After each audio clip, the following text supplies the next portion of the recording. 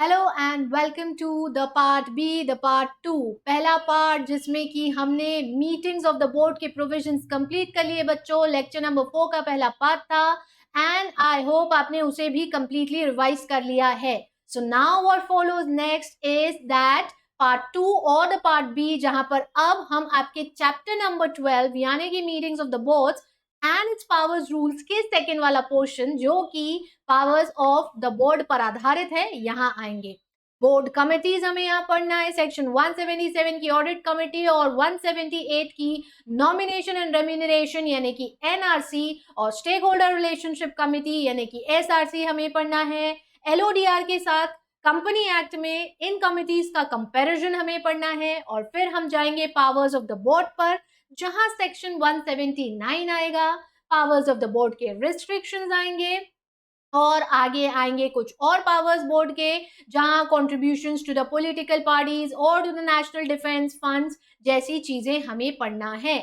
Not to forget the disclosure of interest by the director under section 184, and the last point for the day for this lecture would be section 185, जहां पर loan to director के provision आएंगे। तो आपको ध्यान होगा ना, इस सेशन के पहले वाले पार्ट में बोली थी डब्बा थोड़ा हिला लेना है, तो आई बिलीव आपने अपना डब्बा हिला लिया है और अपने कंटेंट्स को सेटल कर लिया है और आगे के इस पार्ट के कंटेंट्स के लिए आप तैयार हैं। ओके, तो चलिए हम बहुत सारा समय अपनी जनरल बातों में ना करते हुए, because this is now the last time, परीक्षा अब तो बस स्तर पर है और ये रिविजन करके हमें इस परीक्षा में फोड़ कर आना है चीजों को। तो आ जाते हैं बोर्ड कमिटीज के ऊपर। बोर्ड ऑफ डायरेक्टर्स कंपनी के डे टू डे मैनेजमेंट को संभालते हैं and we know that board committees are a part of the board of directors only, जो उन्हें हेल्प करते हैं।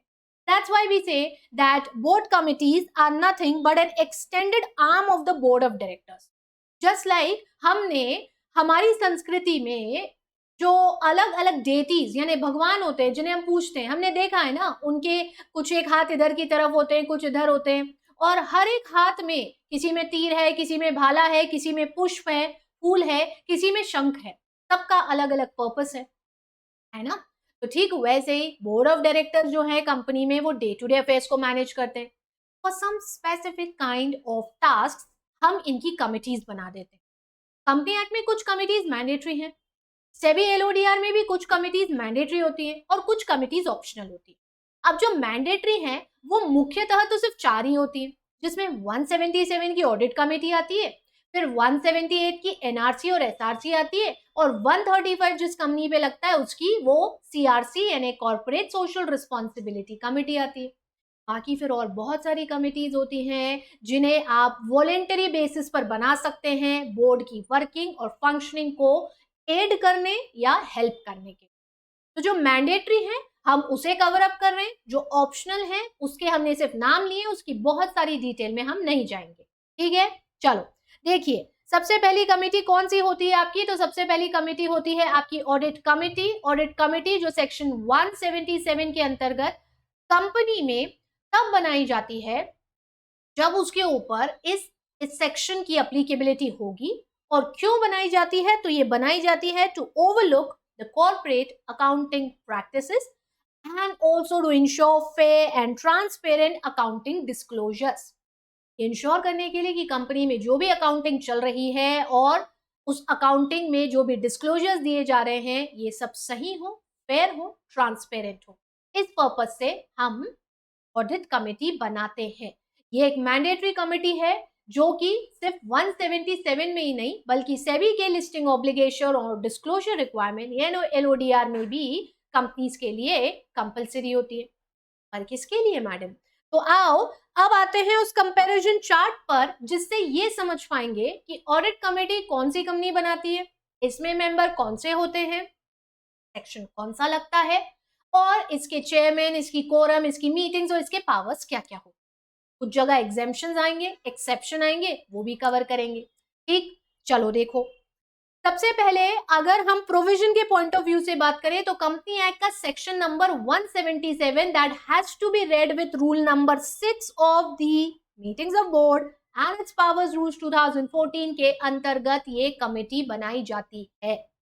याद रखने का आसान तरीका सेक्शन 177 है, तो रूल 7 के पहले का डिजिट यानी कि 6 है रूल 6 है, और एलओडीआर का रेगुलेशन नंबर 7 के बाद का डिजिट यानी कि 18 है। तो हमें तो 6, 7, 8 याद रखना है, अपने आप याद हो जाएगा। रूल 6 है, सेक्शन 177 है और रेगुलेशन 18 है, आसानी से याद हो गया।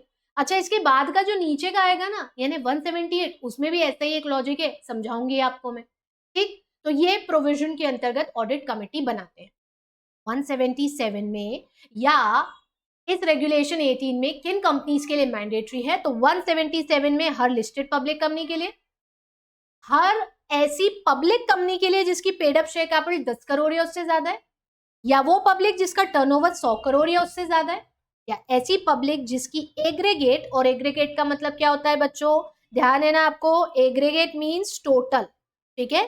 तो ऐसी पब्लिक कंपनी जिसकी टोटल आउटस्टैंडिंग लोन्स, डिबेंचर्स और डिपॉजिट्स एक्सीड्स 50 करोड़ रुपीस। अच्छा, एक चीज यहां पर ध्यान रखिएगा, public company paid up share capital 10 crore और मोर है, टर्नओवर 100 करोड़ और मोर है, but aggregate of deps 50 crore से ज्यादा ही बोला है, एक्सीडिंग 50 करोड़, ठीक है।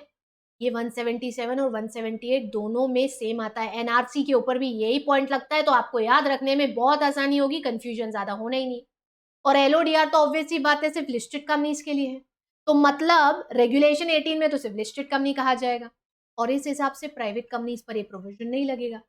लिस्टेड पब्लिक और ऐसी अनलिस्टेड पब्लिक जो ये 10-150 के क्राइटेरिया में आ रही है। आपका क्राइटेरिया क्लियर है?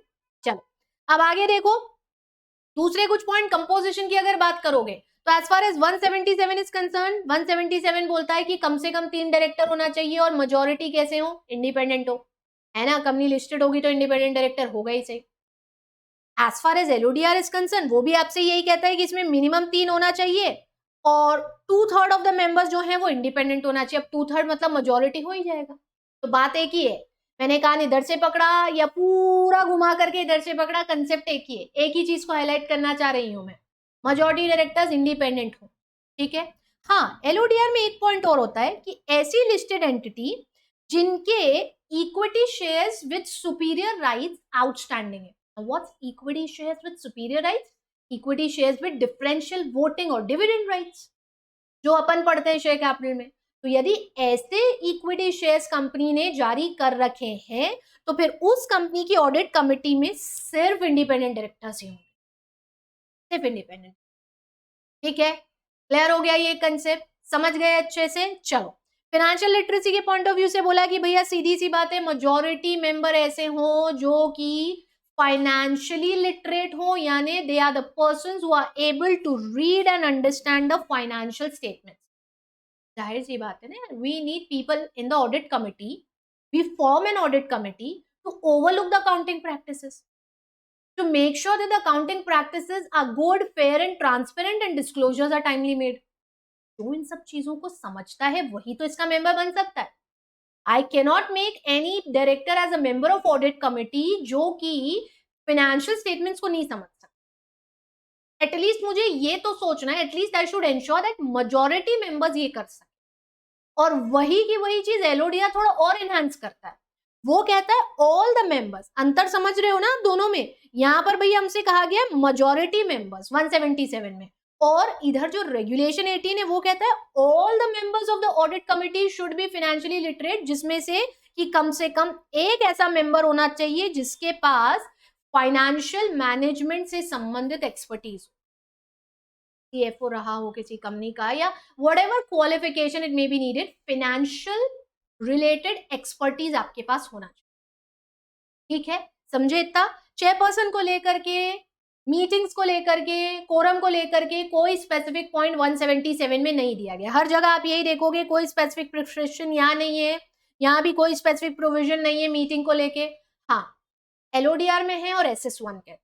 एलओडीआर में क्या कहा गया? चेयरमैन भैया इंडिपेंडेंट डायरेक्टर ही हो तो ज्यादा बेहतर है, मतलब होना ही वो चाहिए, ज्यादा बेहतर क्या, वही एक ऑप्शन है, ठीक है। मीटिंग जो है कम से कम साल में 4 होना चाहिए with a gap of not more than 120 days, वही जो बोर्ड मीटिंग का क्राइटेरिया है। तो कोई बहुत ज्यादा डिटेल पॉइंट नहीं है यहाँ पर, कोई कंफ्यूजन नहीं है याद रखने के लिए। SS1 देखने जाए तो SS1 ने बस इतना कहा है कि इतना फ्रिक्वेंटली ऑडिट कमेटी की मीटिंग हो जितना जरूरी है, or as may be prescribed under any law or authority as may be stipulated by the board.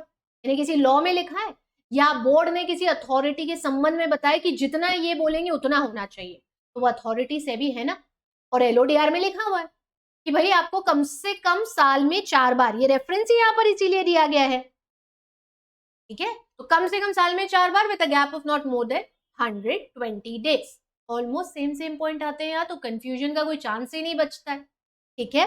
फिर कोरम के बारे में देखने गए तो अगेन वही पॉइंट है कि कंपनी एक्ट में तो कोई स्पेसिफिक पॉइंट नहीं है भैया ऑडिट कमेटी की कोरम को लेकर के, पर जब हम एलओडीआर का रेगुलेशन 18 देखते हैं तो वो क्या बोलता है, वही की वही पॉइंट होता है जो बोर्ड मीटिंग पर है, 1/3 ऑफ द टोटल स्ट्रेंथ और 2, बट ये टोटल स्ट्रेंथ हमें नंबर ऑफ डायरेक्टर्स की नहीं चाहिए, ऑडिट कमेटी के मेंबर चाहिए हमें, कि भाई जैसे मानो हमने 6 की कमेटी बनाई है, फॉर एग्जाम्पल ऑडिट कमेटी में हमने 6 सदस्य डाले, तो 6 का क्या करोगे, 1/3 निकाल लोगे, 6 1s are 6 and 6 divided by 3 will come to 2, ठीक है, so 1/3 of the total number of members और 2 whichever is greater, 2 और 2 में ग्रेटर क्या है, 2 ही लेकर के चलेंगे, ठीक। अगर ये कैलकुलेशन में 3 आता या 4 आता या 5 आता तो वो कोरम बनती, और 2 से कम यानी 1 आता तो फिर ऐसी स्थिति में एटलीस्ट 2, ठीक है, तो बोर्ड मीटिंग जैसे ही कॉन्सेप्ट है यहाँ पर भी। हाँ, SS1 जो है वो कोरम के संबंध में कुछ कहता है हमसे, और SS1 जो है वो हमसे क्या कहता है कि भैया वही कोरम होगी जो किसी अथॉरिटी ने स्पेसिफाई करी है, और या फिर अगर ऐसा कुछ नहीं है, देखिए, however as per SS1 the quorum for meeting of any committee constituted by the board shall be as specified by the board, जो बोर्ड या किसी अथॉरिटी ने स्पेसिफाई करा है, और अगर बोर्ड स्पेसिफाई नहीं करती है तो सारे के सारे members, all the members of the committee is necessary to form the quorum. ये SS1 है बच्चों, हाँ, दिस इज नॉट 77 177 नहीं है, ये SS1 है जो बोर्ड मीटिंग पर आधारित, ठीक। हाँ, एलओडीआर देखोगे तो एलओडीआर ने वो पॉइंट आपको दे ही दिया है कि भैया 1/3 of the total number of members और 2 whichever is greater with at least 2 as independent, majority independent होते हैं तो ये 2 निकालने में, इंडिपेंडेंट डायरेक्टर्स 2 निकालने में दिक्कत नहीं आएगी, क्लियर है ना। इन सब कैलकुलेशन पर ही क्वेश्चन बैठते हैं, तो कैलकुलेशंस ध्यान रखो, सिंपल है, आसान है, कोई बहुत ज्यादा टेक्निकलिटीज नहीं। जहां डेसिमल्स में आता है 0.5 या उससे ज्यादा है तो अगले डिजिट पे राउंड ऑफ होता है, 0.5 से कम है तो पिछले डिजिट पे राउंड ऑफ होता है, दैट्स इट, ठीक। चलो, ये तो कंपैरिजन हुआ। अब 177 में ना हमें कुछ और पॉइंट्स दिए गए हैं जो कि ऑडिट कमेटी से रिलेटेड है, उसके पावर आएंगे, उसके फंक्शंस आएंगे और एग्जेम्पशन, ठीक, ये एडिशनल है। एग्जेम्पशन भी 177 और 178 में सेम आते हैं, एक ही चेंज आता है, तो अगेन आपको याद रखना आसान हो जाएगा। देखो, 3 मेजर, ये तो वहां भी आएंगे, वहां एक और आएगा भैया, 177 के प्रोविजंस नहीं लगते हैं, और कहां पर नहीं लगते 177 के प्रोविजंस, 177 जॉइंट वेंचर्स पे नहीं लगता, 177 होली ओन सब्सिडरी पे नहीं लगता, the following unlisted public company shall not be covered for the purpose of this section, joint ventures पे नहीं लगेगा है। किसी कंपनी की होली ओन सब्सिडरी है जो वो 10 100 50 के क्राइटेरिया में आ रही है, उस पे नहीं लगेगा ये। इवन अ डोमेंट कंपनी जिसे सेक्शन 455 में डिफाइन करा गया है उस पर भी ये सेक्शन नहीं लगेगा, यानी माने क्या, उसे ऑडिट कमिटी नहीं बनाना है।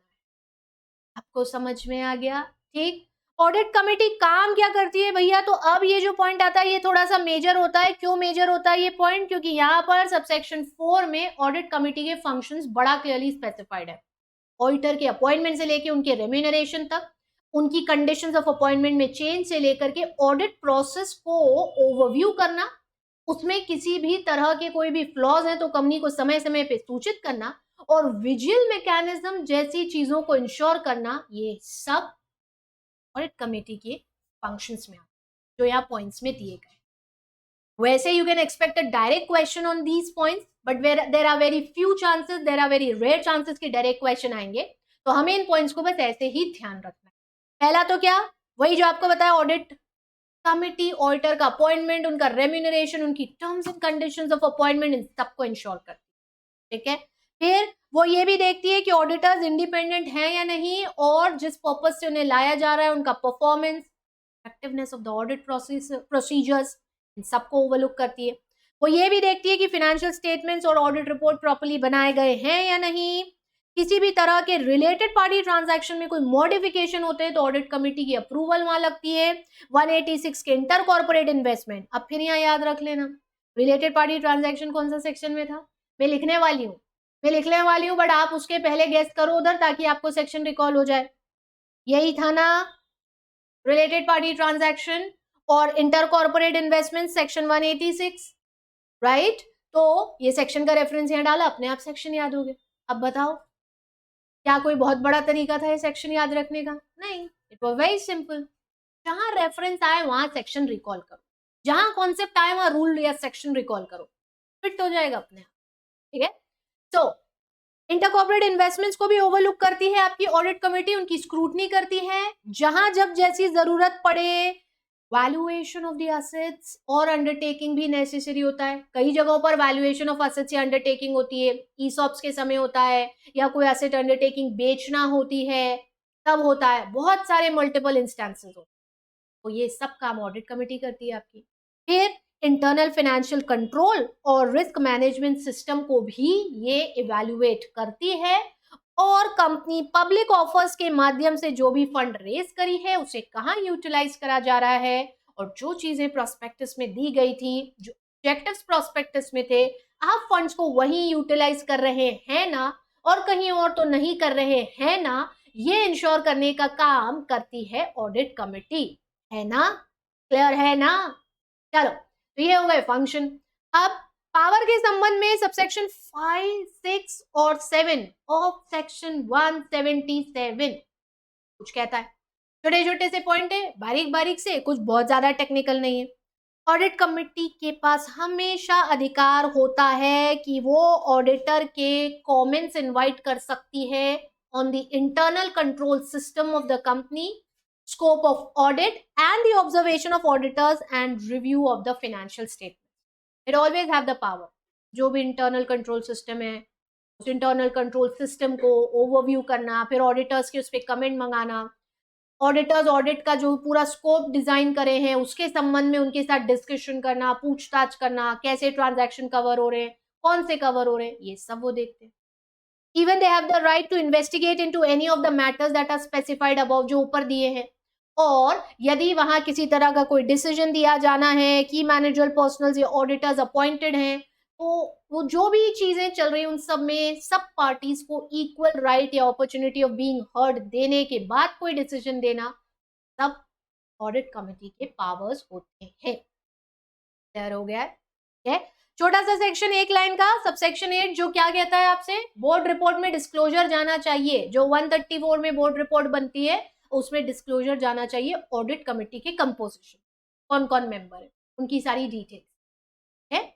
और फिर आता है विजिल मैकेनिज्म जो सब सेक्शन 9 और 10 में आता है। और विजिल मैकेनिज्म स्पेसिफिकली कहता है कि हर लिस्टेड कंपनी और वो कंपनी जिस पर रूल नंबर 7 लग रहा है, अभी यहाँ कौन सा पढ़े थे आप, 177, तो रूल एक पहले था यानी 6 था, और रेगुलेशन एक बाद था यानी 18 था, तो रूल नंबर 6 और अब ये back to back rule number 7 आ गया। वो कंपनी जो रूल नंबर 7 में स्पेसिफाइड है वो लिस्टेड कंपनीज की ऑडिट कमेटी विजिल मैकेनिज्म बनाती है। विजिल वर्ड विजिलेंस या विजिलेंट से निकलता है, which means law compliant. Rule 7 में कौन सी कंपनी है, तो वो कंपनी जो डिपॉजिट पब्लिक से एक्सेप्ट करती है, नॉट फ्रॉम इट्स मेंबर्स, है ना। और पब्लिक से एक्सेप्ट करने वाली एलिजिबल पब्लिक कंपनी होती है डिपॉजिट पढ़ते समय आप पढ़ते हो, ठीक है। फिर companies that have borrowed money from banks or financial institutions in excess of 50 crores. In addition to the company that is a listed company, ये और कंपनी है जिनके लिए रूल 7 में लिखा है इनको विजिल मैकेनिज्म बनाना है।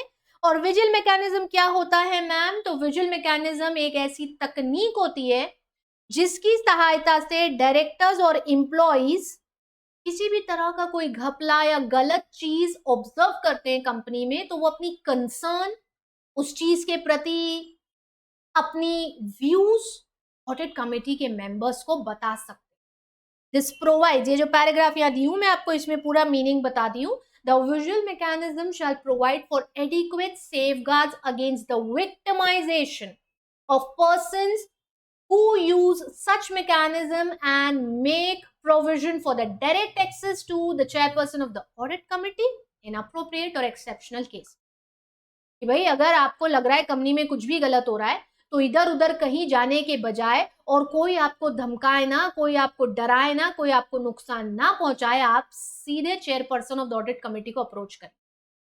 फिर ये भी जरूरी नहीं है कि आप चेयरपर्सन ऑफ द कंपनी के पास जाए। आपको लग रहा है कि कुछ गलत हो रहा है तो सीधे आइए और ऑडिट कमेटी के चेयरपर्सन को बता दीजिए, सीधे। बीच की कोई लिंक नहीं है, कोई जरूरत नहीं किसी के भी पास जाने की। Directly my lord this is the complaint that I want to make और ये गलत हो रहा है, दिस इज माय कंसर्न की कंपनी में गलत हो रहा है, डू दिस। समझ रहे हैं? क्लियर हुआ पूरा विजिल मैकेनिज्म? ये सूचना ऑडिट कमेटी के पास आती है ना तो इसका एक्शन भी लेती है ऑडिट कमेटी, और जो गलत कार्य करने वाले एम्प्लॉइज हैं या डायरेक्टर्स हैं उनके अगेंस्ट एक्शन लिया जाता है। दिस ऑल्सो इंक्लूड्स रेप्रिमैंडिंग, रिमांड पे लेना, यानी कि उनकी खबर निकालना। फिर खबर निकालना यानी कि अब सामने आओ, ये जो गलत करा है अब इसके बदले आपको पनिशमेंट भी मिल सकती है। तो ये सारी चीजें विजिल मैकेनिज्म में आती हैं। और हाँ, कंपनी ने यदि विजिल मैकेनिज्म बनाया है तो उसकी पूरी डिटेल्स अगर उसकी वेबसाइट है, लिस्टेड कंपनीज के लिए तो मैंडेटरी है, तो उसकी वेबसाइट पर होता है, और उसके अलावा वो बोर्ड्स रिपोर्ट में भी इसका डिस्क्लोजर देती है। क्लियर हो गया? 177 आ गए इसमें सारे पॉइंट्स। ऑडिट कमेटी के मेंबर्स का रेम्यूनरेशन बोर्ड ही डिसाइड करती है। ठीक है, चलो भैया कहानी को आगे बढ़ाते हैं। और आगे बढ़ती हुई इस कहानी में अगला सेक्शन, अगली धारा सेक्शन 178 आता है, 178, और ये बेस्ड है नॉमिनेशन एंड रेम्यूनरेशन कमेटी यानी एनआरसी पर। और नॉमिनेशन और रेम्यूनरेशन कमेटी वो कमेटी होती है जिसे बोर्ड में बनाया जाता है बोर्ड के ही मेंबर्स को असिस्ट करने के लिए, बोर्ड में ही दूसरे मेंबर्स को लाते समय। यस, बोर्ड के मेंबर्स से बनी हुई एक कमेटी जो बोर्ड मेंबर्स की ही हेल्प करती है to determine the qualification and the other eligibility criteria while at the time of entry of any person onto the board of the company। Board में ही दूसरे सदस्यों को जब लाया जाना है तो उनके लिए क्या एलिजिबिलिटी है, क्या क्वालिफिकेशन है, क्या कंडीशंस है, वो सब ये एनआरसी डिटरमाइन करती है। शॉर्ट में हम इसको एनआरसी कहते हैं। ठीक है, ये कंपनी एक्ट के सेक्शन 177 में बनाई जाती है। और भैया अगर एलओडीआर में देखने जाते हैं तो यहाँ पर रूल नंबर 19 लगता है। अब देखो, 177 जब था तो रूल एक नंबर पहले का था, रूल यहां पर भी वही चल रहा है, चेंज नहीं हुआ 6। और रेगुलेशन एक नंबर बाद का था। 177 के बाद क्या आया था? 18 लिया था, तो 178 है तो 8 के बाद क्या है? 19 है, 9 आसानी से याद हो जाएगा। ठीक है, तो ऐसे इसको याद रखो। हाँ, जहां तक बात आती है कंपोजिशन की, हाँ एप्लीकेबिलिटी की, पहले एप्लीकेबिलिटी पे आते हैं। एप्लीकेबिलिटी की तो वही का वही पॉइंट है जो 177 में दिया गया है, यानी कि listed unlisted public with a paid up share capital of 10 crore or more, then public with a turnover of 100 crore or more, and aggregate outstanding borrowings exceeding rupee 50 crore। और रेगुलेशन 19 में हर लिस्टेड कंपनी, पूरा same है, तो कुछ दिक्कत ही नहीं है यहाँ पर। ठीक, कंपोजिशन को लेकर के जो पॉइंट दिया गया है वो पॉइंट कहता है कि एनआरसी शैल कंसिस्ट ऑफ 3 और more non executive, of course 1/2 at least इसके इंडिपेंडेंट डायरेक्टर होना चाहिए। 3 और मोर हो सकते हैं, हाफ जितने भी है, 4 हैं तो 2, 5 है तो हाफ, मतलब 2.5 तो होगा, नहीं तो फिर 3 ही लेना पड़ेगा क्योंकि 2 हाफ में नहीं आएगा। तो not less than 1/2 should be independent. Regulation 19 क्या कहता है? वो भी ये कहता है कि मिनिमम 3 डायरेक्टर्स होने चाहिए इसमें, and all the directors shall be non executive. मतलब एनआरसी में एग्जीक्यूटिव नहीं होते, नॉन एग्जीक्यूटिव ही होना चाहिए। kindly excuse। फिर at least 50% of the directors independent होना चाहिए। नॉट लेस देन 1/2 का मतलब एटलीस्ट होता है, और एटलीस्ट को ही नॉट लेस देन 1/2 बोला जा सकता है। बात एक ही है। हाँ, बस वो डिफरेंशियल राइट्स वाली कंपनी ये इंश्योर करे कि 2/3 डायरेक्टर्स इंडिपेंडेंट, मेजॉरिटी इंडिपेंडेंट चाहिए। है क्लियर इतना? चेयरमैन को लेके कंपनी एक्ट में कोई स्पेसिफिक प्रावधान नहीं है, और रेगुलेशन 19 देखें तो वो वही बात है जो रेगुलेशन 18 में है कि चेयरमैन इंडिपेंडेंट होना चाहिए। मीटिंग को लेकर के भी एक्ट में तो कुछ नहीं है, बट एलओडीआर में है, और एलओडीआर कहता है कि at least once in a year तो एनआरसी को मीट करना चाहिए। बाकी एसएस1 कहता है जितना फ्रिक्वेंटली जरूरी है उतनी बार मिलिए, जितना बोर्ड डिटरमाइन करे उतनी बार मिलिए, या कोई अथॉरिटी प्रिस्क्राइब कर रही है तो उतनी बार मिलिए, बस ये ध्यान रखिए। ठीक है, तो यहाँ पर कुछ ऐसा टिपिकल जाता ही नहीं है। कोरम को लेकर के कंपनी एक्ट फिर बड़ा शांत है, यहाँ पर सिर्फ एसएस जो है यानी सेक्रेटेरियल स्टैंडर्ड जो है उसमें हमें पॉइंट दिया गया है कि कोरम जो बोर्ड बता रही है वो होगी, और अगर बोर्ड कुछ नहीं बता रही है तो फिर presence of all the members, वही जो 177 में था, राइट। फिर एज फार एज रेगुलेशन 19 तो इसने वही बताया है जो रेगुलेशन 18 में है, और जो एक्चुअली कंपनी एक्ट में बोर्ड मीटिंग की भी कोरम है 2 और 1/3 of the total members which ever is greater. 2 और 1/3 निकालना है भैया आपको, बस सीधा सिंपल सा है। तो 2 और 1/3 को आप निकाल लीजिए, बस वही आपकी कोरम है। कैसे निकालेंगे? मानो 4 है तो 4 का 1/3 निकालना पड़ेगा अपने को, बस 4 का 1/3 और 2 विच एवर इज हायर आए उतना निकाल लीजिए, आपका काम खत्म, पॉइंट में आ जाएगा ये आंसर आपका। क्लियर हुआ? समझे इतना? चलिए आगे अगर देखने जाए तो एनआरसी को लेकर के कंपनी एक्ट में इसका क्या रोल है ये अपने को डिस्कस करना है, क्योंकि एलओडीआर में तो इसका रोल शेड्यूल 2 पार्ट डी में बताया गया है। वो जब आप सिक्योरिटी लॉज पढ़ते तब वहां डिटेल में पढ़ते हैं। हाल फिलहाल में हम यहाँ पर कंपनी एक्ट में क्या रोल है वो पढ़ते हैं। कंपनी एक्ट आपको क्या रोल बताता है एनआरसी का सेक्शन 178 में, तो आ जाइए उस पर। पहले एक्सेप्शन देख रहे होगे, एक्सेप्शन के वही पॉइंट आ रहे हैं, सिर्फ एक पॉइंट एडिशनल है सेक्शन 8 कंपनी, बाकी वही होलली ओन सब्सिडरी है, जॉइंट वेंचर है और डोमेंट कंपनी। इन तीनों पर ना तो 177 लगता है ना 178 लगता है। सेक्शन 8 पे एडिशनली 178 भी नहीं लगता। ठीक, फंक्शन क्या परफॉर्म करती है आपकी एनआरसी जो 178 के सबसेक्शन 2, 3 और 4 में दिया है?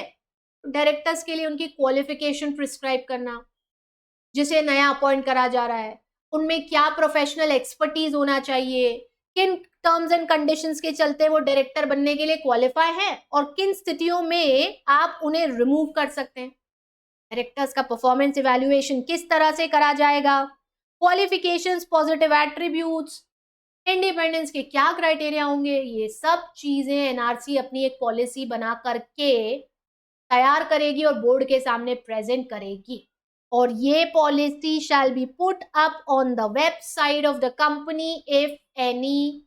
ये बहुत जरूरी है और बोर्ड रिपोर्ट में भी हम इसका डिस्क्लोजर देते हैं। ये चीज हमने उधर भी पढ़ी थी 177 में। पॉइंट्स आर मोर और लेस सेम। चलो आगे आओ, 178 का आपका दूसरा पार्ट है जो सब सेक्शन 5 में कवर होता है, और ये बात करता है स्टेक होल्डर्स रिलेशनशिप कमेटी के बारे में। एक ऐसी committee that is formed to consider and resolve the grievances of the security holders of the company, share holder, debenture holder, bond holders, depository receipts holders, जो भी इंस्ट्रूमेंट कंपनी ने जारी करे ना, इन सब का वन स्टॉप सोल्यूशन, इन सब की प्रॉब्लम्स का वन स्टॉप सोल्यूशन होता है स्टेक होल्डर रिलेशनशिप कमेटी, जो कंपनी एक्ट के सेक्शन 178 के सब सेक्शन 5 में बनाई जाती है, और इसे लेकर के एलओडीआर में रेगुलेशन 20 है। अब 18 और 19 पढ़ लिए तो क्वाइट ऑब्वियस है यहाँ पर 20 आ जाएगा। ठीक है, कब बनाना है तो कोई कंफ्यूजिंग क्राइटेरिया नहीं है। 177 और 178 पहला एनआरसी सेम है, और as far as SRC is concern 1000 से ज्यादा सिक्योरिटी होल्डर जो आपके हैं तो बस आपको ये कमेटी बनाना है। यदि 1000 से ज्यादा शेयर होल्डर है तो हमको ये कमेटी बनाना है, सीधी सी बात है। समझ रहे हैं? वही चीज आपको यहां पर भी दी गई है। कहां पर मैडम? रेगुलेशन 20 में बच्चों।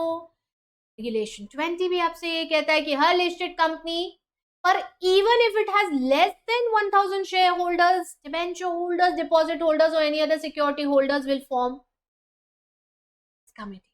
यानी लिस्टेड कंपनी को तो बनाना ही है। अनलिस्टेड पब्लिक अगर है तो फिर ऐसी स्थिति में 1000 से ज्यादा यदि उसके सिक्योरिटी होल्डर है तो वो ये कमेटी बनाएगी। क्लियर है? समझे क्या ये? कंपोजिशन को लेकर के कंपनी एक्ट बड़ा शांत है और कहता है जैसा बोर्ड डिसाइड करे वैसा कर लो भैया। मैं क्या, जैसा बोर्ड कह रही है वैसा कर लो, जैसा डायरेक्टर निर्देश दे रहा है वैसा सीन शूट कर लो, दैट्स इट। ठीक है? हाँ, रेगुलेशन 20 में कहा गया है कि कम से कम 3, जिसमें से एक इंडिपेंडेंट डायरेक्टर हो, और बाकी जो 18, 19, 20 में कॉमन चलता है कि यदि आपके पास आउटस्टैंडिंग सुपीरियर राइट के इक्विटी शेयर्स है, 2 थर्ड ऐसे हो जो इंडिपेंडेंट। समझ गए? कि मैं हिल रही हूं का मतलब क्या है, आप भी हिल लीजिए, कंटेंट थोड़ा सेटल कर लीजिए। ठीक? चेयरमैन को लेकर के कंपनी एक्ट में यहां जरूर एक पॉइंट दिया गया है जो कि अभी तक ऊपर 2 में कहीं नहीं था, और वो कहता है कि चेयरमैन नॉन एग्जीक्यूटिव डायरेक्टर होना चाहिए। कैसा होना चाहिए? नॉन एग्जीक्यूटिव डायरेक्टर होना चाहिए। ठीक है? और वही की वही चीज एलओडीआर में भी है, नॉन एग्जीक्यूटिव डायरेक्टर होना चाहिए, क्लियर होना चाहिए, आगे बढ़ना चाहिए। क्या है आगे? मीटिंग। मीटिंग को लेके कंपनी एक्ट फिर शांत हो जाता है, और SS1 यही कहता है कि जितना बार ठीक लगे उतना बार मिल लीजिए, और यदि कोई अथॉरिटी ने स्पेसिफिक पॉइंट दिया है तो वो फॉलो कर लीजिए। अथॉरिटी यानी सेबी ने रेगुलेशन 20 में बताया है at least once in a year मिल लीजिए। समझ गए? ठीक है? रोल को लेकर के कंपनी एक्ट में बस इतना कहा गया है कि शेयर होल्डर्स या दूसरे सिक्योरिटी होल्डर्स की जो भी ग्रीवेंस शिकायतें हैं उसे दूर करने का कार्य करिए। भैया हर तरह की शिकायत के लिए नहीं आ जाएंगे हैं कि मम्मी ने आज खाना पसंद का नहीं बनाया तो फोन कर दिया बीइंग अ शेयर होल्डर कि आपकी कंपनी के शेयर है मेरे पास, आपने शेयर होल्डर ग्रीवेंस कमेटी बनाई है, अब मेरा ये ग्रीवेंस दूर करो, मेरी ये परेशानी दूर करो कि मेरे को तो पसंद है भिंडी और मम्मी ने बना दिया करेला। ऐसा भी नहीं हो सकता, है ना? घर पे झगड़ा हो गया पप्पा से तो भी नहीं लगा सकते, घर पे झगड़ा हो गया बीवी से तो भी नहीं लगा सकते। All related to the securities that you are holding, उससे संबंधित कोई भी शिकायतें हैं, ग्रीवेंसेस हैं, नोटिस टाइम पे नहीं मिल रहे हैं, वॉरेंट्स ऑफ इंटरेस्ट या डिविडेंड टाइम पे नहीं मिला है, कंपनी से बार बार रिक्वेस्ट करे एड्रेस चेंज की, उन्होंने कंसिडर नहीं करा है, ये सब बता सकते, सोल्यूशन देती है कमेटी।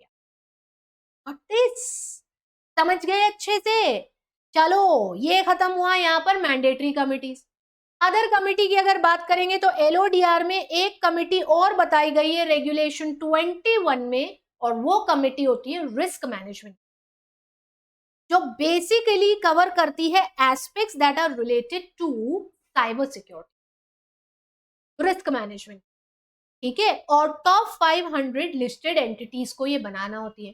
बाकी बच्चों इसके अलावा कंपनी एक्ट में इसको लेकर के कोई मैंडेटरी रिक्वायरमेंट नहीं होती है, हालांकि बस 134(3) आपसे ये कहता है कि यदि आपने बनाई है ऐसी कमिटी तो उसका कंप्लीट डिस्क्लोजर दीजिए। And then you have a lot of other committees also जो ऑप्शनल है, जैसे कि कॉर्पोरेट गवर्नेंस की है, साइंस टेक्नोलॉजी एंड सस्टेनेबिलिटी है, regulatory compliance and government affairs है, एथिक्स है, इन्वेस्टमेंट है, and there so many committees. Optional है, बनाना है बनाइए, नहीं बनाना है मत बनाइए, ऑप्शनल है। जो मैंडेटरी है वो तो आपको करना ही पड़ेगा। ठीक वैसे ही जैसे एग्जाम में क्वेश्चन ऑप्शन में आता है तो या तो एक करिए या उसका दूसरा पार्ट करिए, दोनों में से कोई भी एक कर लीजिए ऑप्शन उसमें, और जो ऑप्शन नहीं है वो क्या है? कंपल्सरी है। तो इन सब का ऑप्शन है, चाहो तो बना लो चाहे तो ना बनाओ, बना लोगे तो भी कोई परेशानी नहीं, नहीं बनाओगे तो भी कोई परेशानी नहीं। बट 177 और 178 के दायरे में आ रहे हो या 135 के दायरे में आ रहे हो तो मैंडेटरी बनाना पड़ेगा, और जो नहीं बनाओगे तो क्या होगा फिर? समझ गए दोनों सेक्शन? कमेटी खत्म हो रहा है यहाँ पर, और अब शुरू हो रहा है powers of the board, yet another topic जहां से केस स्टडी उचक उचक के निकल निकल करके बाहर आती है। ये पॉइंट्स जो 179, 180 एंड देन 185 में कवर होते हैं। इस लेक्चर के बचे हुए ये 3 मेजर सेक्शन है, बीच में 81, 82, 83, 84 भी आएगा, पर उस पर इतनी टिपिकल केस स्टडी नहीं होती जितनी यहाँ होती है, तो इसीलिए इसका कंसेप्ट ज्यादा तगड़ा रखना है ना, तगड़ा मजबूत, 179 पावर ऑफ द बोर्ड। जब से पढ़ना शुरू करा था कंपनी लॉ, ऑलमोस्ट पहले दूसरे चैप्टर से, तब से सुन रहे थे हम, कंपनी में डिसीजन मेकिंग 2 पार्ट में डिवाइडेड होती है। ठीक है, ठीक वैसे ही जैसे मेरे करण और अर्जुन होते हैं, और मेरे करण और अर्जुन दोनों 2 अलग अलग हैं और दोनों 2 अलग अलग फंक्शन परफॉर्म करते हैं। बोर्ड ऑफ डायरेक्टर्स अलग है और शेयर होल्डर्स अलग है। बोर्ड ऑफ डायरेक्टर्स के पावर और फंक्शंस लिमिटेड हैं, और वो कहाँ होते हैं? वो यहाँ होते हैं। यहाँ मतलब कहाँ? यहाँ मतलब कहाँ? यहाँ नहीं, वहां नहीं, यूट्यूब पर नहीं, जिस प्लेटफॉर्म पे देख रहे हो उस प्लेटफॉर्म पे नहीं, नहीं, 179 179। ठीक है, powers of the board 179। Powers पर आए उससे पहले, क्योंकि वो तो मेजरली सबसेक्शन 3 में आते हैं, कुछ पॉइंट है जो आपको दिए गए हैं। क्या कहते हैं भैया? बोर्ड के पास वो सारे अधिकार होते, अरे ये हमारा पेन, बोर्ड के पास वो सारे अधिकार होते हैं जो कि कंपनी को दिए जाते हैं और जो कंपनी एक्सरसाइज कर सकती है। बोर्ड के पास वो सारे अधिकार होते हैं। Board shall be entitled to exercise all such powers and to do all such acts and things as the company is authorized to exercise and do. Of course, जो मेमोरेंडम और आर्टिकल की limit में होनी चाहिए, और जिसके लिए share holder की परमिशन की जरूरत नहीं, क्योंकि कुछ चीजों के लिए शेयर होल्डर की प्रायर परमिशन चाहिए, फिर वो बोर्ड नहीं करता, और जिसके लिए नहीं चाहिए वो बोर्ड खुद से कर सकता है? समझ रहे इतना? दूसरा पॉइंट क्या आता है? No regulation made by the company in general meeting shall invalidate any prior act of the board would have been valid if that regulation had not been made. भैया पहले बोर्ड को अधिकार दे रखा है, बाद में जनरल मीटिंग कर रहे हो और बोल रहे हो अब ये जिस अधिकार के अधीन आपने काम करा अब ये नहीं हो सकता, तो काम तो हो गया ना, काम तो हो गया। अब आप उसको रिवर्स थोड़ी कर सकते। हाँ, आज बना लो ऐसा रेगुलेशन कि अब कल से बोर्ड ये नहीं कर सकता, तो चल जाएगा, पर आज के पहले तक जो बोर्ड ने कर दिया वो सारी चीजें अपनी जगह सही है। लक्ष्मण ने लक्ष्मण रेखा खींची थी सीता मैया के लिए और बोला था अब यहां से इसके बाहर मत जाना। उसके पहले तो वन में घूम रही थी ना सीता मैया, विचरण करती थी ना, जाती थी ना। वो तो जब श्री राम भी चले गए थे और श्री राम को ढूंढने श्री लक्ष्मण भी जा रहे थे, तो अपनी भाभी माँ की चिंता उन्हें सता रही थी और वो चाहते थे कि वो सुरक्षित रहे, और इसलिए क्या खींच गए थे? लक्ष्मण रेखा। और क्या कह गए थे भाभी माँ से कि अब इसके बाहर मत जाना। पहले तो चली गई तो चली गई, ठीक है, ठीक है, तो जो पहले हो गया वो हो गया। बोर्ड को पावर था तब बोर्ड ने कर लिया। You are making any regulation today and you want to restrict the powers of the board, तो आज के बाद से जो होगा रिस्ट्रिक्शन उस पर nothing or no regulation made by the company in general meeting shall invalidate any prior act. पहले जो करा गया वो इनवैलिडेट नहीं होगा, आज के बाद से नहीं कर सकते, ये रिस्ट्रिक्शन डाल। समझ गए हो? ठीक है, चलो भैया आगे बढ़ो। और अगला पॉइंट है एक्चुअली वो सबसेक्शन 3 जहां पर बोर्ड के सारे पावर हमारे सामने एक एक करके आ जाते हैं। हर वो अधिकार जो कि बोर्ड ऑफ डायरेक्टर्स एक्सरसाइज कर सकते हैं, but only by means of resolutions pass at the meeting of the board. And what does this reveals to me और टू यू? क्या मतलब निकलता है इस फ्रेज का? Powers that can be exercise only by means of resolution at the meeting. हर सिक्के का 2 पहलू होता है, हर पिक्चर का 2 पार्ट होता है, इंटरवल के पहले इंटरवल के बाद। आज के तो सेशन का भी 2 पार्ट था, एक पहला और अभी ये दूसरा। राम और लक्ष्मण भी 2 थे, सीता और गीता भी 2 थी, तो अभी जय और वीरू भी तो 2 थे ना। तो वैसे ही इस सिक्के के भी 2 पहलू हैं, और वो 2 पहलू जो इस फ्रेज से निकल करके आ रहे हैं वो ये है कि कंपनी में बोर्ड ऑफ डायरेक्टर्स ये अधिकार सिर्फ बोर्ड मीटिंग में एक्सरसाइज कर सकते हैं, यानी कि जब तक स्पेसिफिकली ना कहा जाए कमेटी को डेलीगेट नहीं कर सकते हैं। और दूसरी चीज, रिजोल्यूशन पास करना पड़ेगा, यानी कि सर्कुलेशन से ये काम नहीं होगा। Section 175 passing of resolution by circulation, इसी सेशन का पहला भाग जहां आपने पढ़ा था ड्राफ्ट में सर्कुलेट कर सकते हैं, पर जो 1/3 से ज्यादा ने बोल दिया कि नहीं मीटिंग में करेंगे तो मीटिंग में करना पड़ेगा, वो यहाँ ऑप्शन ही नहीं है, by resolution in the board meeting ही होगा। ठीक है, क्या है वो अधिकार मैम? तो ये रही पूरी लिस्ट आपके सामने उन अधिकारों की जो कि बोर्ड को मिले हुए हैं। ठीक है, इसमें से जितने पॉइंट आते हैं ना, ये सब हमारे सिलेबस में चैप्टर्स हैं, और अगर हमने इनको ध्यान रखा है तो चैप्टर्स अपने आप ध्यान है, और चैप्टर्स ध्यान है तो अपने आप ये सब क्लियर होते जाएंगे। जहां जहां पॉइंट आए वहां सेक्शन का रेफरेंस डालते जाओ, अपने आप सेक्शन भी याद हो जाएगा। पहला पॉइंट, कॉल करने का अधिकार। यहाँ पर आपने अलॉटमेंट एंड कॉल पढ़ा है शेयर कैपिटल में, आप जानते हो कॉल्स ऑन शेयर्स जो है वो बोर्ड करती है। Board is the appropriate authority to make the call and then do the allotment. Share holder से पैसा लेना है तो शेयर होल्डर से परमिशन कैसे लेंगे भाई? बोर्ड की परमिशन चाहिए। ठीक है, फिर बायबैक अंडर 68, यहाँ दो बातें हैं, लेकिन यहाँ दो बातें, up to 10% of the total paid up equity share capital and the free reserves तक करना है तो बोर्ड रिजोल्यूशन से काम हो जाता है भैया। और यदि up to 25% of the total paid up share capital and free reserves करना है तो फिर किसकी अप्रूवल लगती है? शेयर होल्डर्स की, बाय स्पेशल रिजोल्यूशन। तो बोर्ड की अप्रूवल एक सीमा तक है, 10% of total paid up equity share capital and free reserve, उससे ज्यादा up to 25 of total capital share holder by SR special resolution. पहला पार्ट इनके पास रिजर्व है। फिर issue securities including debentures whether in or outside India, security issue करने का अधिकार बोर्ड के पास है। मनी बोरो करने का अधिकार बोर्ड के पास होता है, सब्जेक्ट टू सर्टेन रिस्ट्रिक्शंस जो अभी नीचे आने वाले हैं। फिर funds of the company invest करने का अधिकार भी इनके पास है, और गारंटीज देने, लोन्स देने, सिक्योरिटी प्रोवाइड करने का अधिकार भी इनके पास है। और गारंटी या सिक्योरिटी या लोन, कौन सा सेक्शन था? 182 की 3 की 4 की 5 की 6, इंटर कॉर्पोरेट इन्वेस्टमेंट 186 था बच्चों। और वहां भी पढ़ा था एक सर्टन लिमिट तक बोर्ड, और जो उससे ज्यादा 60 और 100 से ज्यादा जाना है तो share holders bye means of special resolution. एक एक पॉइंट पढ़ते समय एक एक सेक्शन साथ साथ रिवाइज हो रहा है। अब बताओ और क्या तरीका चाहिए आपको ये करने के लिए सेक्शंस का revision? Best, simplest and the most apt way. Every time you take up a section and you have reference of an earlier section, revise it simultaneously. वो तो पक्का हो ही गया, ये भी याद हो गया, जहां ये आया उसको जान लिया, जहां वो आया इसको जान लिया, अपने आप चीजें याद हो जाएंगी।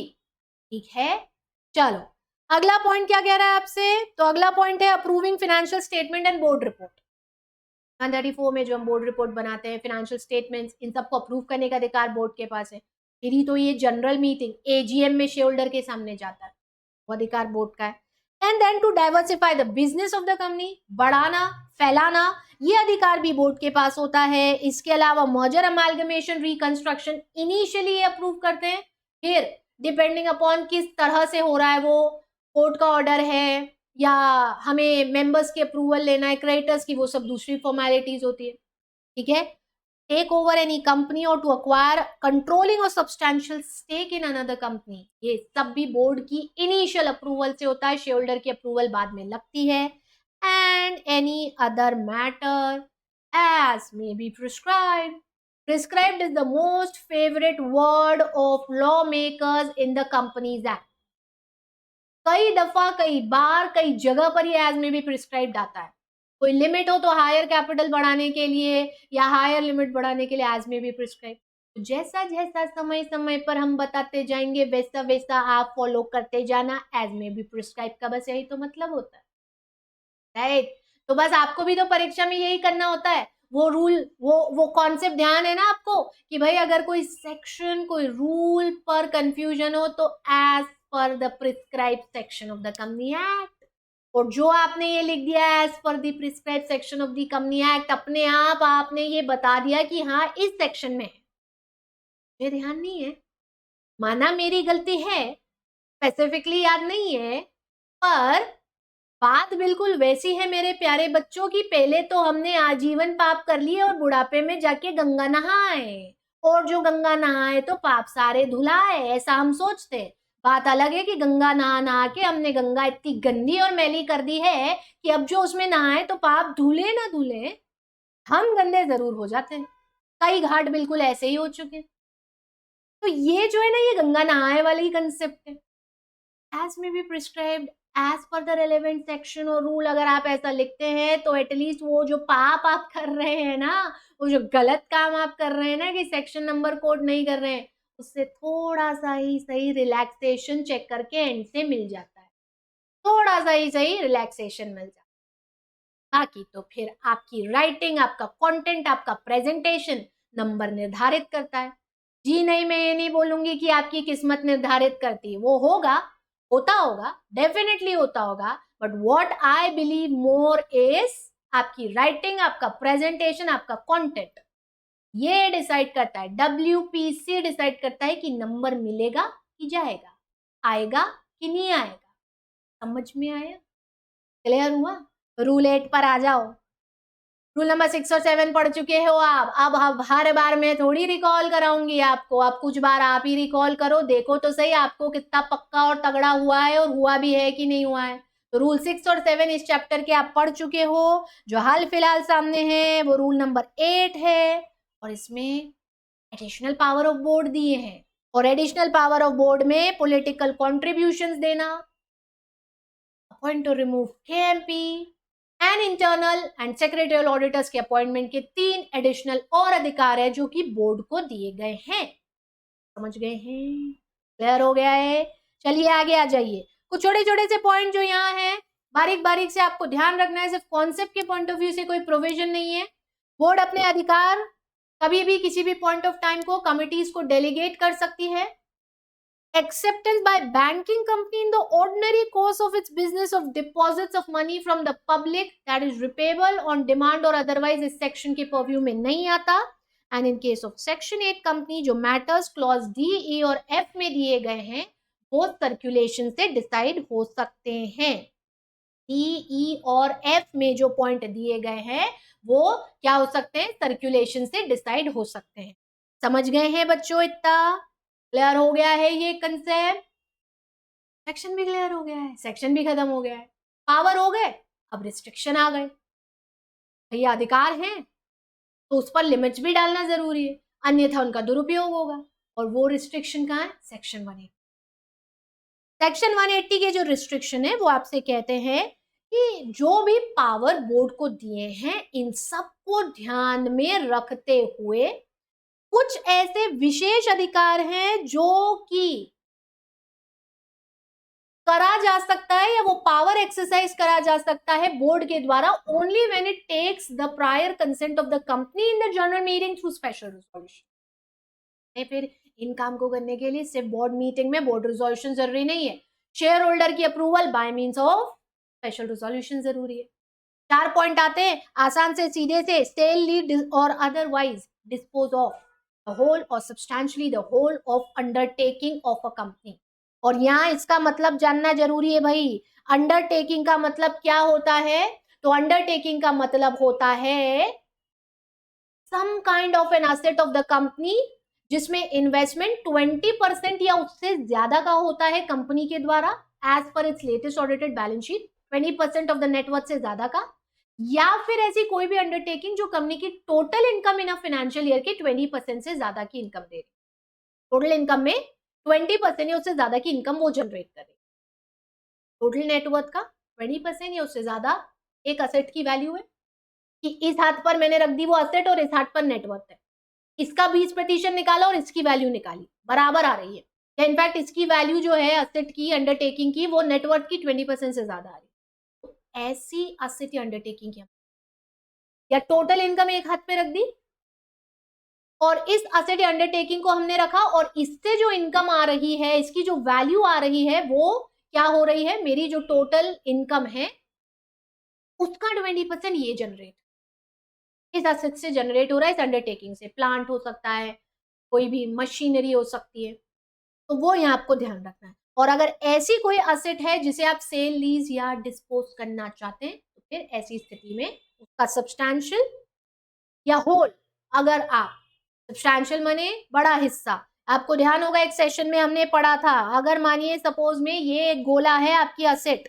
तो ये वाला जो हिस्सा है ना, जो मैंने इस ग्रीन कलर से हाईलाइट करा, ये सब्सटैंशियल है, और अगर ये एक असेट है और इस असेट का ये वाला हिस्सा जो मैंने ब्लू से हाईलाइट करा ये सब्सटैंशियल है, अब देख रहे हो ना, छोटे वाले का सब्सटैंशियल एक्चुअली बड़े वाले का तो माइनर हिस्सा, तो ये केस टू केस वेरी करता है। हम केस टू केस इसे समझते हैं, आपको ये ध्यान रखना है। आप सब्सटैंशियली द होल और द होल अंडरटेकिंग बेचना चाहते हैं तो special reserve. If you want to invest otherwise in trust securities, अरे भैया, if you want to invest otherwise in trust securities, the amount of compensation that you have received as a result of merger or amalgamation, special resolution। borrow the money, लेकिन सिर्फ तब जब current borrowing और पहले की सारी borrowings जो है वो कंपनी की पेड अप शेयर कैपिटल और उसके फ्री रिजर्व्स के टोटल से ज्यादा, कम हो तो नहीं, क्योंकि borrow money power of board में आता है। But if the current borrowing and the existing borrowings का total aggregate of the paid up, total of the paid up share capital या फ्री रिजर्व से ज्यादा आता है, ऐसी स्थिति में आपको स्पेशल रिजोल्यूशन से अप्रूवल लेना है। ठीक है, समझ रहे? मान लो फॉर एन एग्जांपल आपकी aggregate of the paid up share capital and free reserve 100 crore है, आपकी बुक्स में करंटली जो बोरोइंग्स दिख रही हैं वो 50 करोड़ दिख रही है, और अब आप 70 करोड़ का लोन उठाना चाह रहे हो। 50 पहले किए, 70 अब उठाना चाह रहे हो, 50 और 70 को जोड़ोगे तो 120 हो जाएगा, और ये aggregate of paid up share capital and free reserve जो 100 करोड़ से ज्यादा हो जाएगा। स्पेशल रिजोल्यूशन है ना, समझे? 100 करोड़ तक या उससे नीचे के लिए बोर्ड रिजोल्यूशन है, ठीक। And the last point is to remit or give time for repayment of any debt that is due from a director of the company। के लिए स्पेशल रिजोल्यूशन लगता है। क्लियर है? चलो आ जाओ आगे। Substantially the whole of the undertaking का भी मतलब दिया है। अंडरटेकिंग वो है, सब्सटैंशियली मतलब फिर वो है 20% और more of the value of undertaking जो है वो सब्सटैंशियल हिस्सा माना जाता है। तो 20% या उससे ज्यादा की वैल्यू की अंडरटेकिंग बेच रहे हो तो, उससे कम की बेच रहे हो तो नहीं। ट्रिक है इसमें थोड़ा, पहले अंडरटेकिंग की वैल्यू निकाली। तो अंडरटेकिंग जो है वो कब मानी जाती है? जब वो आपकी टोटल इनकम का 20% जनरेट करती है या आपकी नेटवर्थ का 20% बराबर या उससे ज्यादा मूल्य उस अंडरटेकिंग का, और ऐसी अंडरटेकिंग का 20% या उससे ज्यादा बेचना चाहते हो तो ऐसी स्थिति में आपको स्पेशल रिजोल्यूशन लगता है। Bit tricky but simple. एक डायग्राम बना देती हूं, समझ जाओगे। मानो ये एक असेट है, ठीक है, इस असेट का वैल्यू है 100 करोड़, ठीक है, असेट का वैल्यू है 100 करोड़। अब ये अंडरटेकिंग सेक्शन 180 के नजरिए से अंडरटेकिंग तब होगी जब या तो ये आपकी टोटल इनकम का 20% इनकम जनरेट कर रही है, और या फिर टोटल इनकम हो गया, और या फिर क्या कर रही है 20% ऑफ योर नेट वर्थ या उससे ज्यादा जो है वो इसकी वैल्यू है, तो ये अंडरटेकिंग। अब ऐसी अंडरटेकिंग का 20% या उससे ज्यादा, 100 का 20% कितना होगा भाई? 20। यानी आप 100 करोड़ की संपत्ति के 20 करोड़ या उससे ज्यादा के मूल्य हिस्से को बेचना चाह रहे हो तो ऐसा। तो समझ गए ये वाला एग्जाम्पल सभी बच्चे अच्छे से? चलिए बढ़ चलते हैं अपन आगे, और आगे बढ़ करके आते हैं अब 3 छोटे छोटे सेक्शन, जिनमें पहले 181 है। 181 बात करता है power of the board to contribute to bona fide and charitable funds. Valid, सही, रजिस्टर्ड, इन्हें हम कहते हैं बोनाफाइड चैरिटेबल फंड। कर सकते हैं क्या मैम? तो बिल्कुल कर सकते हैं, बहुत बहुत आसान है। बोर्ड ऑफ डायरेक्टर्स के पास पावर है, शेयर होल्डर की अप्रूवल के लिए नहीं जाना। Board of directors always have the right that they can contribute to these kind of bona fide fund. हालांकि यदि ये कंट्रीब्यूशन एक्सीड होता है 5% of the average net profits earn by the company in the 3 immediately preceding financial years, तो फिर general meeting में prior permission लगे। यदि दिया जाने वाला कंट्रीब्यूशन, ठीक है, यदि जो आप कंट्रीब्यूशन दे रहे हो चैरिटेबल फंड्स को, for such contribution in case the amount of which the total of which in any financial year exceeds 3% or more of the average net profit 5% or more, my mistake, 5% or more of the average net profits that are earned in the past 3 years. क्या करना है भैया, पिछले 3 साल का average निकाल लो, जो भी प्रॉफिट कमाए, ठीक है, उसका एवरेज निकाल लो और उसका 5% निकाल लो। उसके 5% तक बोर्ड की अप्रूवल से, 5% से ज्यादा तो फिर जनरल मीटिंग। ठीक है, एग्जाम्पल लेना है कि आपको, मान लो सपोज में भाई एक कंपनी है, इस कंपनी ने पहले साल कमाया 100 करोड़, दूसरे साल कमाया 150 करोड़ और तीसरे साल, ये पहला दूसरा तीसरा कब का है, जिस साल आप ये कॉन्ट्रीब्यूशन देने वाले हो, ठीक है, तो तीसरे साल आ रहा है 70 करोड़। अब ये 3 साल हो गया, एवरेज कैसे निकालते हैं, 100 प्लस 150 प्लस 70 डिवाइडेड बाय 3 का कितना निकालना रहेगा अपने को, 5%। उतने तक बोर्ड की अप्रूवल से काम हो जाएगा, उससे ज्यादा जाना है शेयरहोल्डर के 181, 182 पर आ गया हो, 182 पॉलिटिकल कंट्रीब्यूशन पर आधारित है और कहता है notwithstanding anything contained in any other provision of this act, a company other than a government company, मैंने वो नहीं कर सकती। गवर्नमेंट कंपनी मतलब पॉलिटिकल पार्टी से तो सीधी जुड़ी होगी, हो सकती है इनडायरेक्टली और जुड़ी होगी, तो other than a government company and a company which has been in existence for less than 3 financial years, चाहे तो किसी भी पॉलिटिकल पार्टी को डायरेक्ट इनडायरेक्ट कंट्रीब्यूशन दे सकती है by passing a board resolution. कुछ भी यार, पार्टी फंड के नाम पर, इनफैक्ट उनके बिहाफ पे एडवर्टाइजमेंट करा दो, पर्चे छपवा दो, इलेक्शन कैंपेन में आप उनके बिहाफ पर अपनी चीजें, ने कोई ट्रक लॉरीज हैं वो आप अपनी दे दो, जगह जगह पर्चे बट रहे हैं वो छपवा आप दो। कई बार हम चुनाव के समय में देखते हैं कि काफी सारे ऐसे क्षेत्र जो बहुत ज्यादा ग्रामीण है, शहरी नहीं ग्रामीण क्षेत्रों की हम बात करें, तो वहां पर कई बार पार्टियां लोगों को सामान बांट देती है, घर के बर्तन भांडे बांट दिए, महिलाओं को साड़ी बांट दी, पुरुषों को पौवा बांट दिया, अरे बहुत खुश हो जाते हैं उसमें तो वो, और सारा वोट पार्टी के जेब में चला जाता है, राइट। तो ये सब जो खर्चा वो कर रहे हैं, ये आप उनके बिहाफ पे कर, कोई भी कंपनी कर सकती है बोर्ड रिजोल्यूशन पास करके कि हमारी कंपनी इतना पैसा इस पार्टी को देना चाह रही है, दे सकती। कंडीशन बस इतनी होती है कि गवर्नमेंट कंपनी ये नहीं कर सकती, और ऐसी कंपनी जो कि 3 साल से कम के लिए एग्जिस्टेंस में, यानी उसको इनकॉर्पोरेट हुए 3 साल ही नहीं हुए, आज इनकॉर्पोरेट हुए और कल शुरू हो जाओगे, भैया ऐसा थोड़ी होता है, 3 साल का समय देना पड़ता है। After 3 years you can start. तो एक्ट के किसी भी प्रोविजन में कहीं पर कुछ भी लिखा हो, कोई भी कंपनी इन 2 कैटेगरी की कंपनी को छोड़ के पॉलिटिकल कंट्रीब्यूशन कर सकती। हमेशा याद रखिए, पॉलिटिकल कंट्रीब्यूशन जो होता है सिर्फ चेक के माध्यम से या बैंक ड्राफ्ट के माध्यम से या ईसीएस के थ्रू जाता है, यानी आप सीधा कैश नहीं दे सकते हो, उनको सीधा कैश नहीं पकड़ा सकते हाथ में, ठीक, कोई लिमिट नहीं है, कितना भी पैसा दे सकते हो, मर्जी आपकी, कंपनी आपकी है, एमसीए क्या कर लेगा उसमें, जितनी मर्जी उतना कर लो, ठीक है। हाँ, आप ये ध्यान रख लो बस, डोनेशन डायरेक्टली इनडायरेक्टली किसी भी फॉर्म में जाए, public support for that party पर अगर वो असर डाल रहा है तो भी वो डोनेशन। पब्लिक सपोर्ट यानी वही बताई ना अभी, इलेक्शन कैंपेन में पर्चा आपने छपवा के दे दिया, सुंदर सा पर्चा आपने छपवा के दे दिया, या आपने किसी सेलिब्रिटी को उस पर्टिकुलर पॉलिटिकल पार्टी के साथ जुड़वा दिया ताकि वोट ज्यादा मिल जाए। कितने सेलिब्रिटीज पॉलिटिकल पार्टी से जुड़े होते हैं हम जानते हैं ना, दर्जनों नाम है जो आप गिना दोगे। बॉलीवुड की सबसे बड़ी दीवा और दर्जनों कई सारी ऐसी अभिनेत्रियां हैं, क्या वो जया बच्चन जी हों, क्या वो रेखा जी हों, हेमा मालिनी जी हों, कई सारे ऐसे हैं ना जो जुड़े हुए हैं, कई सारे खिलाड़ी जुड़े हुए हैं, क्रिकेटर्स जुड़े हुए हैं जो मेंबर्स ऑफ पार्लियामेंट बनते हैं।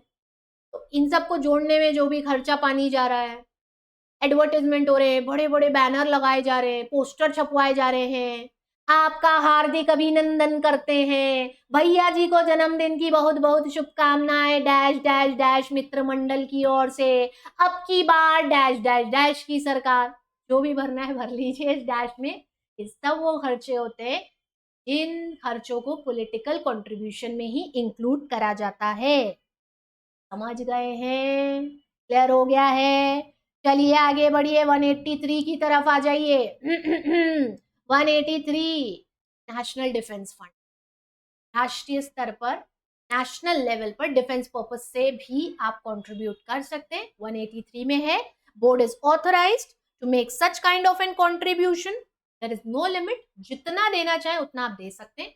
बस हर जगह एक ही पॉइंट चलेगा, P&L अकाउंट में डिस्क्लोजर आपको देना है, बोर्ड्स रिपोर्ट में डिस्क्लोजर देना है, दैट्स इनफ। इतना बस जरूरी है, इससे ज्यादा की रिक्वायरमेंट नहीं है।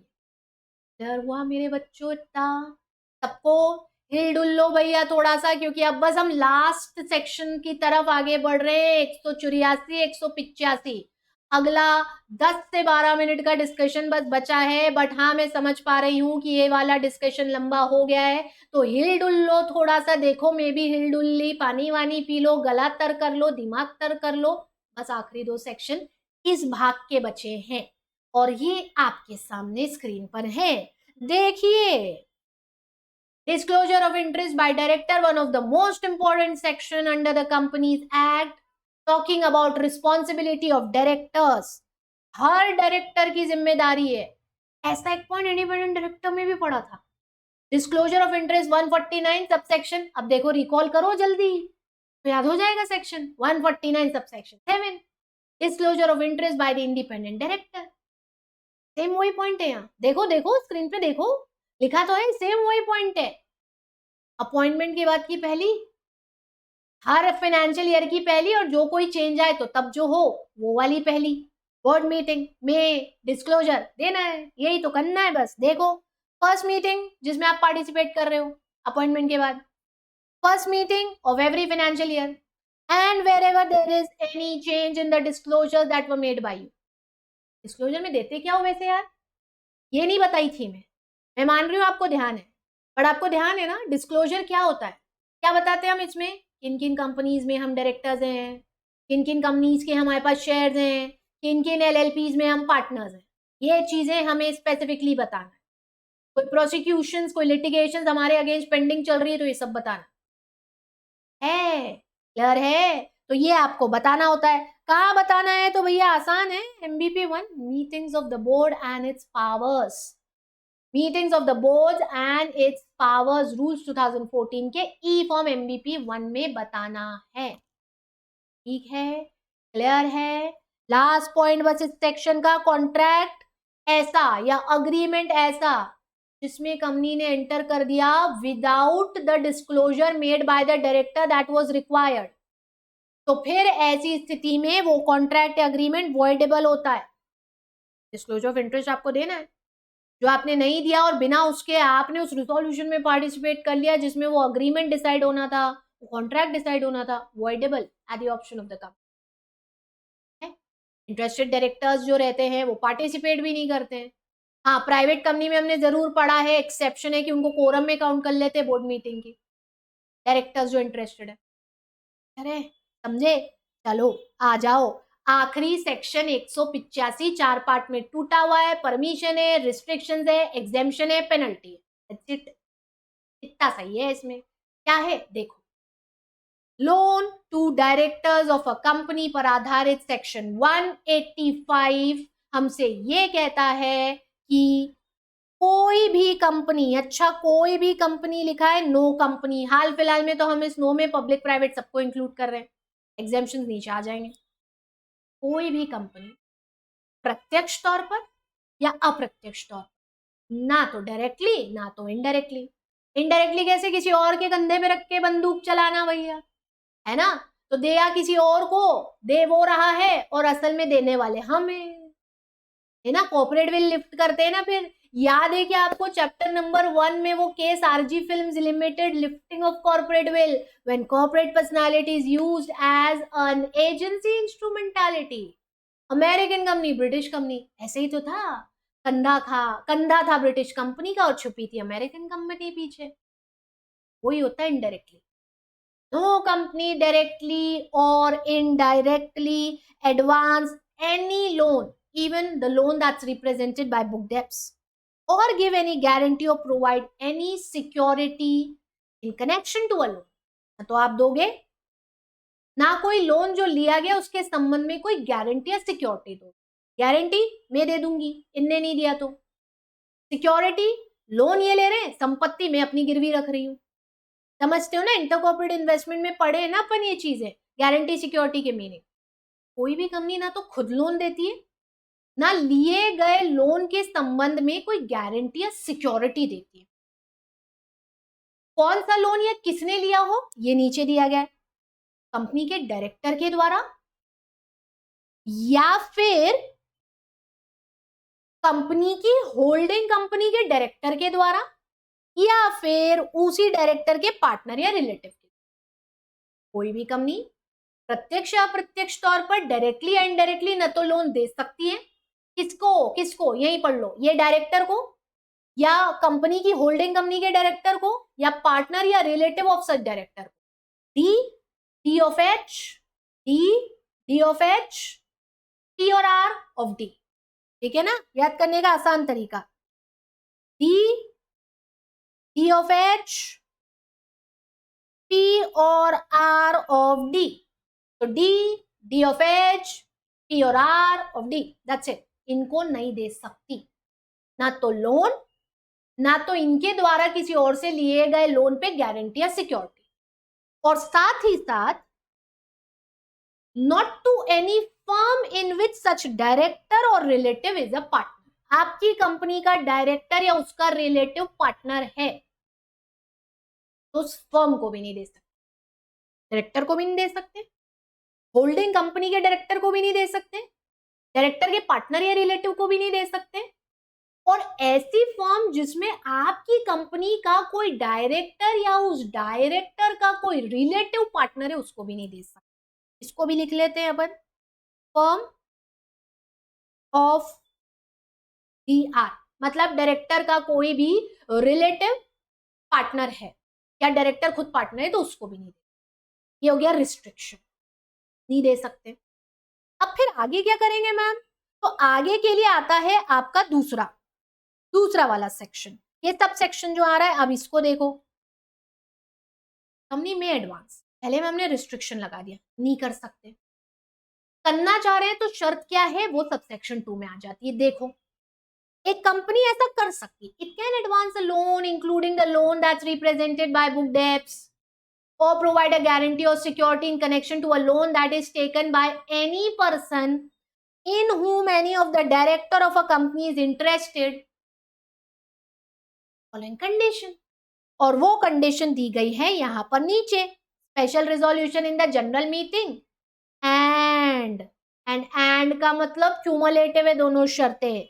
Loans are utilised by the borrowing company for its principal business activities only, principal major business activity. ठीक है, पहले सबसेक्शन ने बता दिया इनको नहीं दे सकते, डायरेक्टर को नहीं दे सकते, अपनी कंपनी के होल्डिंग कंपनी के डायरेक्टर को नहीं दे सकते, ठीक है, और ऐसे किसी भी डायरेक्टर के पार्टनर या रिलेटिव को भी नहीं दे सकते, ऐसी फर्म को भी नहीं दे सकते जिसमें ऐसा कोई डायरेक्टर जो है या उसका रिलेटिव पार्टनर है।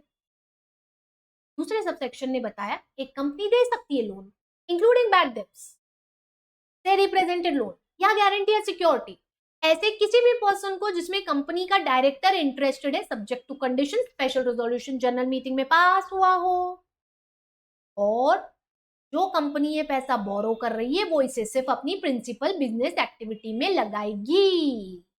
ओके, आगे देखो, सबसेक्शन 3 आता है और सबसेक्शन 3 कमाल कर देता है और कहता है nothing contained in subsection 1 and 2 shall apply to following. ऊपर जो रिस्ट्रिक्शन 1 का या परमिशन 2 का था वो नीचे दी गई स्थितियों पे लगेगा ही नहीं। पहला पॉइंट, यदि कोई कंपनी अपने एमडी या डब्ल्यूटीडी, अब स्पेसिफिकली एमडी डब्ल्यूटीडी बोल दिया, यानी नॉर्मल डायरेक्टर नहीं आएगा, एमडी या डब्ल्यूटीडी को लोन देती है और वो as a part of conditions of service है, जिन शर्तों के चलते आपको कंपनी में नियुक्त करा था। ठीक है, उनमें हमने कहीं कोई ऐसी शर्त दी थी, या मानिए कंपनी ने सभी कर्मचारियों के लिए एक समान शर्तें बनाई और जिन शर्तों के चलते साधारण कर्मचारियों को यानी लेवल 2 लेवल 3 एम्प्लॉयज को लोन मिलता है, सेम उन्हीं शर्तों के चलते हम आपको भी लोन दे रहे हैं। यानी आपको मानिए मैं एग्जाम्पल दे रही हूं उसका, शर्तों का, वो कंडीशंस जो है उन कंडीशंस का एग्जाम्पल क्या हो सकता है भैया, ये हो सकता है कि आपको एक सफिशिएंट टाइम में लोन रीपे करना है, या हम उस पर आपसे ब्याज लेंगे, हम आपसे उस पर इंटरेस्ट लेंगे, ये सब कंडीशन हम डाल सकते हैं। तो जैसी शर्तों के अधीन आपने सभी कर्मचारियों को लोन दिया है, उन्हीं शर्तों के चलते यदि आप WTD या MD को लोन देते हैं तो वो परमिटेड है। और या फिर अगर शर्तें वो नहीं है तो फिर आपने MD WTD को लोन देने के लिए स्पेसिफिकली जनरल मीटिंग में स्पेशल रेजोल्यूशन पास करा, यानी शर्तें अलग है। साधारण कर्मचारियों की लोन की और WTD MD की लोन की शर्तें अलग है। और आपने क्या करा है, आपने उस शर्त के चलते लोन देने के लिए परमिशन लिया है MD WTD के संबंध में अपने शेयर होल्डर्स से जनरल मीटिंग स्पेशल रिजोल्यूशन, तो आप ये कर सकते हो। समझ गए इतना? ठीक है, तो ये लोन MD WTD को आपने दिया इन शर्तों के चलते। दूसरा जो पॉइंट आ रहा है आपके सामने वो आपसे क्या कह रहा है कि भैया company in the ordinary course of business यदि लोन प्रोवाइड करती है या गारंटी देती है या सिक्योरिटी देती है फॉर द ड्यू पेमेंट और रीपेमेंट ऑफ एनी लोन, और उसके संबंध में वो आपसे ब्याज भी चार्ज करती है, ब्याज इंटरेस्ट। ठीक है, साथ साथ में रखना है इसको ये। तो यदि आपने MD WTD को दिया तो ये शर्त, फिर ordinary course of its business में दिया and you also taking interest for the same.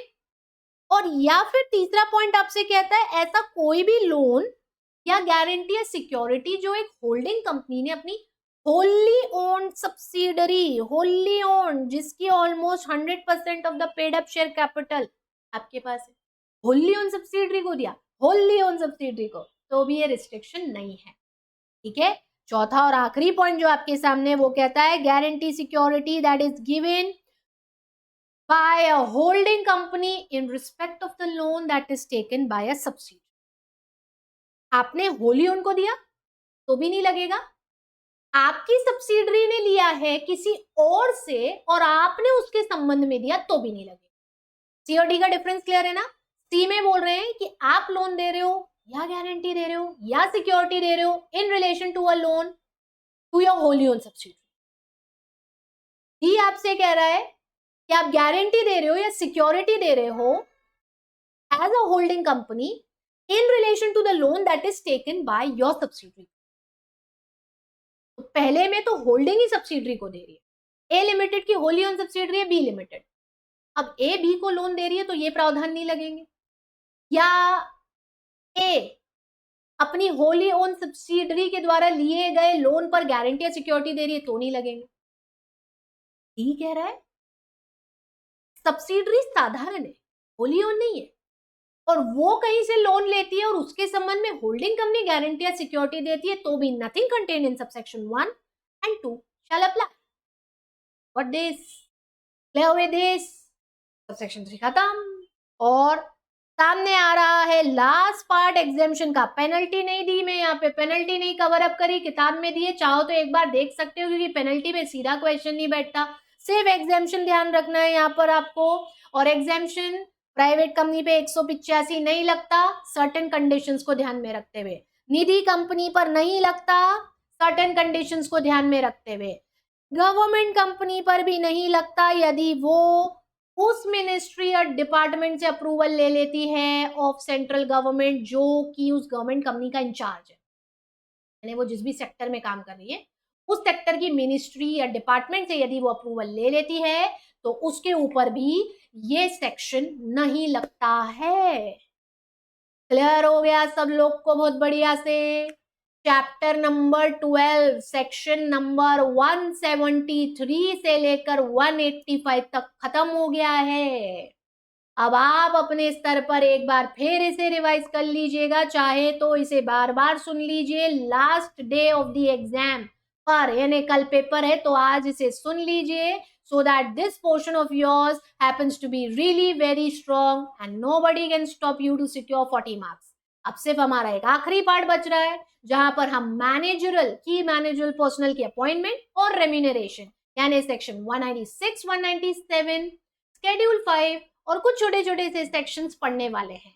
आज के लिए इस सेशन को यहीं समाप्त करते हैं, आज की सभा यहीं समाप्त करी जाती है। आज के आनंद की जय हो, आप सबके माता पिता की जय हो। आपकी भी जय हो, रिवाइज करिए and I will see you in the last session. जय हो।